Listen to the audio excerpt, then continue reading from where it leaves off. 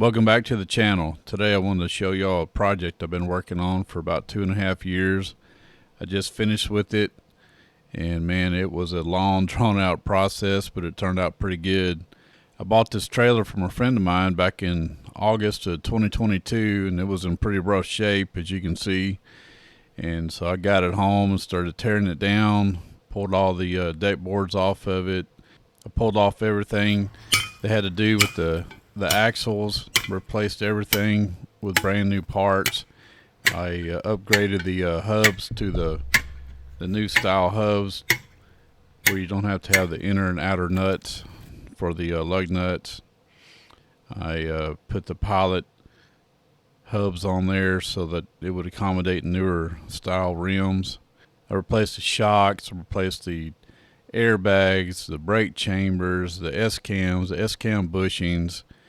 And then on the new hubs, they came preloaded with the new bearings, new wheel seals, everything new. So this trailer is going to be a good trailer for somebody. I do have it for sale right now. I'm asking $12,000, but I'll consider any good offers on it.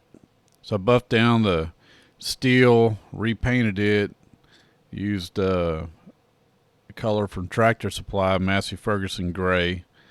I like that color. Replaced one of the air valves that had a leak in it. I used all the existing air lines from the front of the trailer to the rear, but I did replace all the air lines that go to the brake chambers. So that's all new. Put down new Apatong deck boards. I had to go to East Texas to a wood specialty shop to get that.